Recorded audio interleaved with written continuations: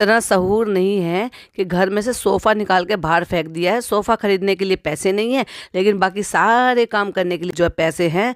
बहुत इंजॉय करने के लिए पैसे हैं, इधर उधर घूमने फिरने के लिए पैसे हैं, अच्छा खासा रेस्टोरेंट में जाके खाने के आने के लिए पैसे हैं। और बेचारे तरस आ रहा था मुझे उन आमों पे जब ये सूटकेस लगा रही थी बैठ के, और बेचारे सारे के सारे आम ज़मीन पर पड़े हुए थे। मतलब इसके यहाँ बर्तन भी नहीं है, चलो सोफ़ा तो है ही नहीं, बर्तन भी नहीं है, नहीं एक्चुअली बर्तन भी है, सब चीज़ें हैं, सहूर नहीं है। और क्या नहीं है, आइए बताते हैं आपको। पॉडकास्ट को एंड तक सुनिएगा, बहुत मज़ेदार मज़ेदार पॉइंट आउट करेंगे। Hi friends, welcome back to my channel. Channel में न्यू है तो चैनल को सब्सक्राइब कर लें और साथ ही साथ बेल आइकन प्रेस कर दें, जिससे कि हमारे आने वाली वीडियो की नोटिफिकेशन आपको पहले ही मिल जाए।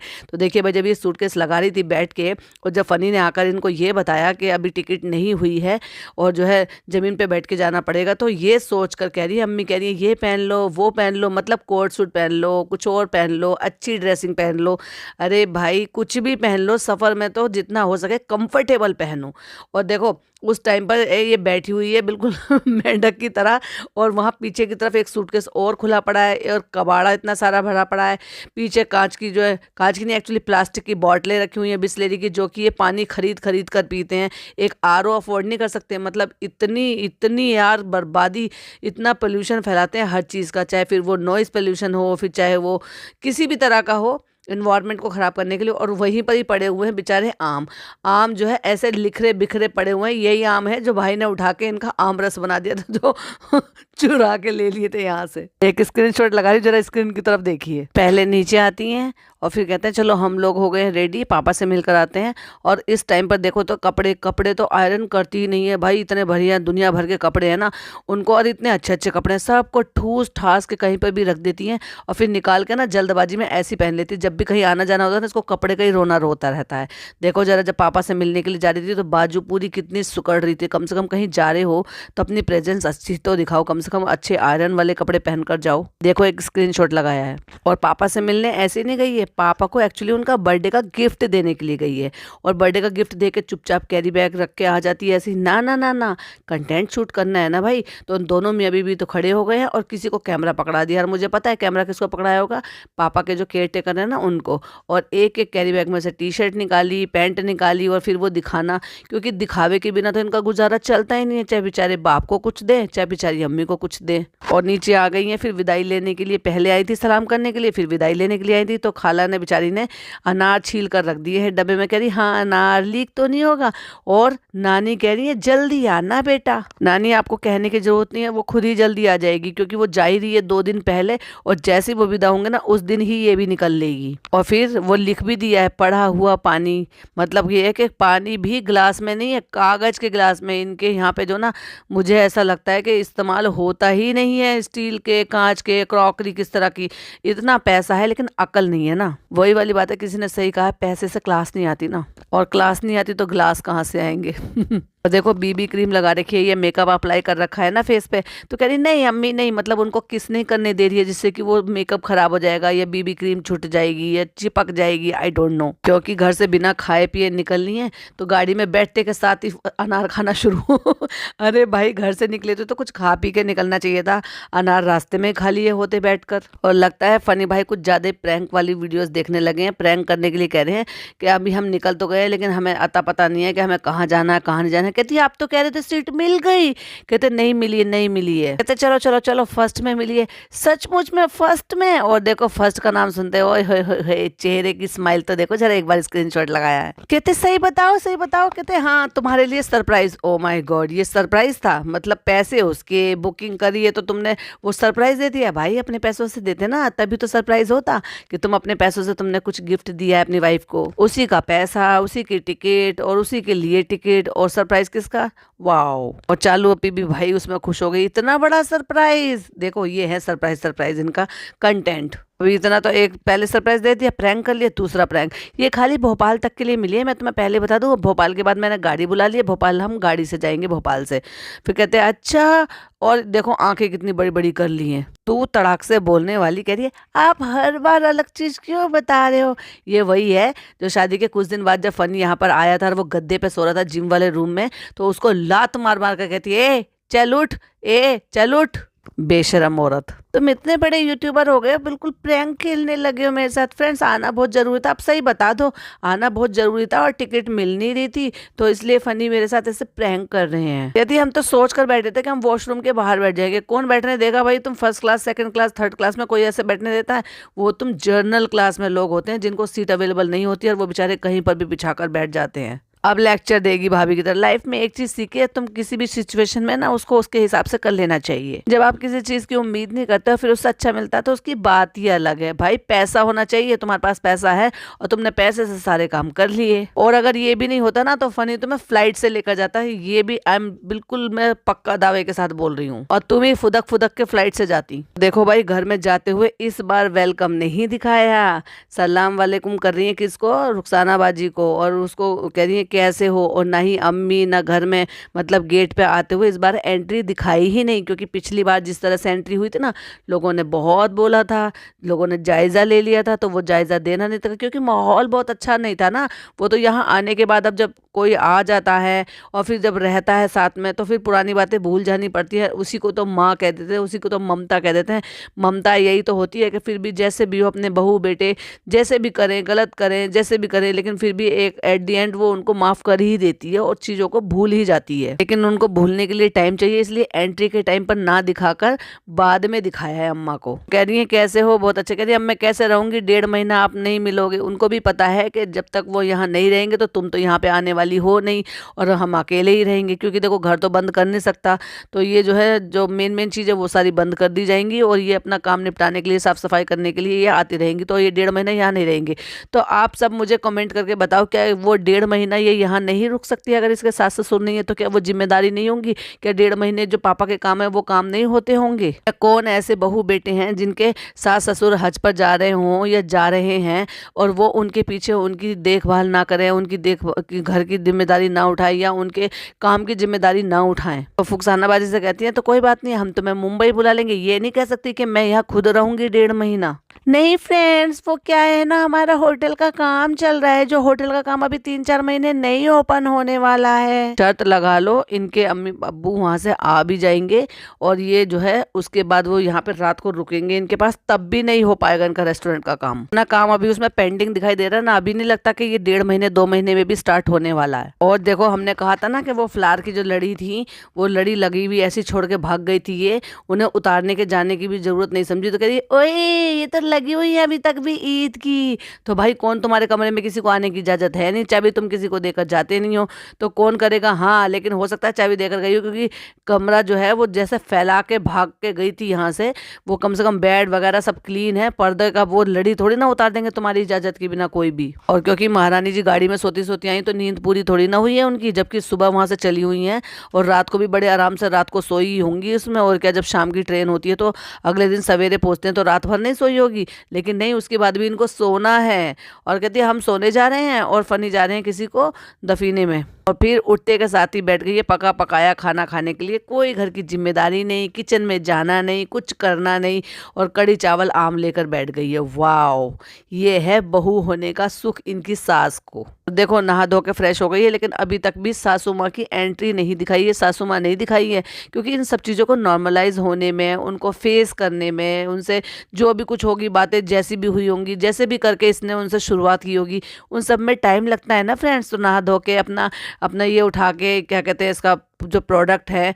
प्रोडक्ट का रिव्यू करके पैसा कमा के फिर उसके बाद मैं नीचे जाऊंगी। मैं अभी क्यों नीचे जाऊं, मैं तो महारानी हूँ। तो जैसे कि आपको पता है कि अम्मा पापा जो है हज पे जाने वाले हैं, तो हमें यहाँ 2-3 दिन बहुत काम होने वाले हैं, पैकिंग करनी है, ये करनी है। उसके बाद तुम्हारा कैमरा तो छूटने वाला है नहीं, क्योंकि एक एक चीज़ तुम खरीदोगी तो भी दिखाओगी, पैक करोगी तो भी दिखाओगी, हर चीज़ तो तुम कर रही हो, फिर उन्हें छोड़ने जाओगी तो भी दिखाओगी, सी ऑफ करने जाओगी तो भी दिखाओगी, गाड़ी में जाएंगे तो भी दिखाओगी। तो तुम पूरा का पूरा कंटेंट ऐसे कैसे छोड़ सकती हो? ना ना ना ना, कंटेंट नहीं छोड़ोगी तुम, वो तो सारा शूट करोगी। तो फिर भाई क्या रह गया, फिर तुम बिजी काहे में रही? तो काम तुम थोड़ी ना करते हो, काम तो बाकी लोग करते हैं, तुम तो सिर्फ कैमरे से शूट करती हो। देखो, गंवार को कहती है कि अभी हमें डॉक्टर के पास चेकअप के लिए जाना है और उनसे रिटर्न में पर्चा लिखवाना है, उसको प्रिस्क्रिप्शन कहते हैं, जिससे कि जो भी प्रिस्क्रिप्शन है या एनओसी है वो इस चीज़ के लिए होती है कि आपने जो भी दवाई दी हुई है वो दवाई आप जो है एयरपोर्ट पर अपने साथ ट्रेवलिंग में लेकर जा सकते हैं, जिससे कि आपको रोका ना जाए कि किस तरह की दवाई आप क्यों लेकर जा रहे हो। तो उसको प्रिस्क्रिप्शन कहते हैं या फिर एनओसी लेटर होता है वो। और हम रेडी हो गए हैं अपना पूरा का पूरा वो रिव्यू करके और वो सारी चीज़ें लगाकर फेस पे ये सब चीज़ दिखा के अप्लाई करके चिपचिपा सा मुंह बना के, और अब हम चलते हैं कहाँ पे, यस, डॉक्टर को दिखाने के लिए और पर्चा बनवाने के लिए। पर्चा, पॉइंट टू बी नोटेड, पर्चा। देखो गाड़ी में बैठे हुए उन्होंने कहा लस्सी पीना है, 2 लोग बैठे हुए हैं लेकिन मना कर रही है। ये नहीं कह सकती थी कि नहीं हमें नहीं पीना, अम्मा से पूछ लो अम्मा पी लेंगी। तो अम्मा कह रही है बेचारी गर्मी में, कह रही है हाँ हम पियेंगे, और खुद कह रही है नहीं, सिर्फ कैमरे पे दिखाने के लिए। और दिखाया नहीं कि लस्सी पी रही है कि नहीं पी रही है, और लस्सी पी भी ली। फिर अब लोग क्रिटिसाइज ना कर दें, फिर से कमेंट ना कर दें बैड बैड कमेंट्स, और ये सोच के ना कह दें कि वहाँ तो बड़ी जल्दी बना लिया और यहाँ जब उसी दिन पहुँची तो मदर्स डे के लिए कुछ भी नहीं लिया। तो अम्मा को टॉप्स दिलाने के लिए, टॉप्स भी नहीं कह सकते एक्चुअली, वो छोटे छोटे से, हाँ टॉप्स ही हैं, कि उनको दिलाने के लिए वहाँ पे चलो अम्मा को मदर्स डे का गिफ्ट दिला देते हैं। तुम्हारा आइडिया मुझे समझ में नहीं आया, तुमने ये कब प्लान कर लिया? ओ माई गॉड, नकली नकली लोग, फेक तो देखो, फेकनेस तो देखो। मतलब अब ये बताओ कि जब ये वहाँ पे बोल रही थी कि अम्मा को ये दिला देते हैं, तब रिकॉर्ड कौन कर रहा था? तब फोन किसके हाथ में था? झूठे झूठे झूठे झूठे। अब ये कसर रह गई थी घर आके दिखाने की। ये रहा फ्रेंड्स अम्मा का मदर्स डे का गिफ्ट, और जो कि फिर तुरंत ही आ गए पापा। अब जब पापा आ गए तो पापा को दिखाने के लिए बड़े उछल के गए थे, ये दिखाने के लिए देखो बहू कितनी अच्छी है और बहू ने क्या क्या दिलाया, और बहू जो है कितना सोचती है। लेकिन कि जो भी कुछ सोचती है ना, जो कर कर गई थी यहाँ से बहू बेटा, वो इतनी आसानी से भूला नहीं जा सकता। माँ माफ़ कर सकती है, लेकिन पापा जो है ना, वो अपनी वाइफ के साथ या अपनी बेटी के साथ कुछ भी गलत हो रहा है या गलत चीज़ कर रहे हो, उसको इतनी आसानी से नहीं भूलते, क्योंकि माँ होती है बहुत ज़्यादा सॉफ्ट दिल की। बच्चे कुछ भी करे फिर भी इसीलिए तो कह देते हैं माँ माँ ही होती है। माँ ने फिर भी देखो भुला दिया सारी चीज़ें और नॉर्मल होने की कोशिश कर रही थी, और नॉर्मल होती हुई भी नज़र आ रही थी। लेकिन पापा ने जिस तरह से पचका किया भाई साहब, पता नहीं उन्होंने अपनी लैंग्वेज में क्या बोला। हमें तो भाई यही समझ में आया कि वो कह रहे पहले उल्टे सीधे काम करो और फिर ये सब करके दिखाओ। तो ये एक्सेंट था एक्चुअली उनका, इस तरह का बॉडी लैंग्वेज था जैसे उन्होंने ये कहा हो। अब अपनी लैंग्वेज में उन्होंने पता नहीं क्या कहा था, बहुत ही स्लो बोला था, तो वो हमें समझ में नहीं आया। लेकिन वो जिस तरह से खिसिया के फिर हंसा है फिर वो फनी, तो भाई उससे तो साफ नज़र आ रहा था कि पापा को वो तुम्हारी जो हरकतें हैं वो अभी भी उन्होंने माफ़ नहीं किया और वो उन्हें पसंद नहीं आती हैं। ठुड्डी पकड़ के कहते thank you so much, thank you, oh my god thank you. भाई किस किस चीज़ के लिए थैंक यू बोलोगे? तुम्हारा घर डबल स्टोरी कर दिया, तुम्हारा लिए फर्नीचर डाल दिया, नीचे का घर सारा कर दिया, आईफोन दिला दिया, और दुनिया भर का सामान दिलाती रहती है, कुछ ना कुछ करती रहती है। किस किस चीज़ के लिए थैंक यू बोलोगे? जैसे उन्होंने पापा ने एक तरीके से ऐसे गर्दन की ना, तो वो बिल्कुल साफ समझ में आ रहा था कि उनको बिल्कुल भी पसंद नहीं आ रहा तुम्हारा रवैया। पहले लड़ाई झगड़े करो, गलत सलत काम करो, और फिर ऊपर से ये रिश्वत से टाइप की कोई चीज़ खरीद कर दे दो, तो पूछता है खिसिया के, तो कहता है जो भी उन्होंने बोला भाई हमें समझ में नहीं आया। लेकिन उनकी सचमुच में ना, उनके उस तरीके से, उस स्टाइल से, और बॉडी लैंग्वेज ऐसी लग रहा था कि उन्हें बिल्कुल भी अच्छा नहीं लगा कि पहले तो कर्मकांड कर दो और फिर उसको रिश्वत से ढक दो। वो देखो ऐसे छुप गई है पर्दे के पीछे, दरवाजे के पीछे, जैसे कितनी बड़ी हिजाबी हो, कितना बड़ा पर्दा करती हो। वैसे तो बेपर्दाई तरीके से घूमते रहते हो, चुम्मा चाटी करते हो, और ये किस कर करके जो है ना वो स्टिकर लगा लगा के दिखाते हो। प्लस पानी में पूल में नहा नहा के जो मियाँ बीबी अभी हरकतें कर कर आते हो। वैसे तुम्हें पता है पूरा गाँव तुम्हारा व्लॉग देखता है, तुम्हारे पूरे रिश्तेदार व्लॉग देखते हैं, तो कुछ तो शर्म बाकी रखो। अगर तुम गाँव से बिलोंग करते हो और गाँव के लोग जो ना इतने ओपन माइंडेड नहीं होते कि ये सारी छिछोरी हरकतें करें, तो अब बड़ी पर्दे के पीछे घूम के खड़ी होकर, दरवाजे के पीछे खड़ी होकर पर्दा नशीन बन रही है। छी, देखो आ गई ना फुप्पी बेचारी। जैसे ही पता चला कि मेरी भतीजी आ गई है तो वो मिलने के लिए आ गई हैं, और देखो हमेशा ही कुछ ना कुछ लेकर आती हैं, कुछ ना कुछ बना कर लेकर आती है कि मेरी भतीजी को ये पसंद है, मेरी भतीजी को वो पसंद है। तो देखो वो अपनी बेटी को भी लेकर आई हैं, क्योंकि वो अपने मायके आई हुई होगी और वो खुद भी मिलने आ गई हैं चालू से। ऐसे ही लोग दूर दराज के रिश्तेदार जो ना, बहुत बहुत दूर के रिश्तेदार भी इस तरह से हाजियों से, जाने वाले हाजियों से मिलने के लिए जाते हैं और उनसे अपनी दुआओं की दरख्वास्त करने के लिए आते हैं। अभी तो इनका जब नेक्स्ट व्लॉग आएगा ना, उसमें देखिएगा कितने लोग मिलने के लिए आए हैं। हाँ ये अलग बात है कि रिकॉर्ड ना करें, दिखाएं ना, वो एक बात अलग है। दूसरा आपके साथ एक इन्फॉर्मेशन और शेयर करनी थी, अब पता नहीं वही वो कितनी सच है, क्योंकि मैंने एक्चुअली अभी तक वेरीफाई नहीं किया है। लेकिन अगर मेरी सब्सक्राइबर ने मुझे इन्फॉर्मेशन दी है तो डेफिनेटली उन्होंने वेरीफाई किया ही होगा। तो उन्हीं के बिहाफ पर मैं आपके साथ शेयर कर रही हूँ कि इनकी जो कज़न है वो डॉक्टर सुम्बुल जो डॉक्टर हैं, वो एक्चुअली मुंबई शिफ्ट हो गई हैं, जो कि मेरे सब्सक्राइबर ने मुझे कमेंट करके बताया था कि उस 1 महीना पहले वो शिफ्ट हो गई हैं। हो सकता है वो उनके व्लॉग देखती हूँ, क्योंकि मैं रेगुलरली उनके व्लॉग फॉलो नहीं करती हूँ। तो इन्होंने एक बार भी जिक्र नहीं किया कि वो यहाँ मुंबई शिफ्ट हो गई है, उनको अपने घर बुलाते या खुद उनके घर जाते या 1 महीने में कुछ तो बताते। ऐसे रिश्ते निभाते हैं ये लोग।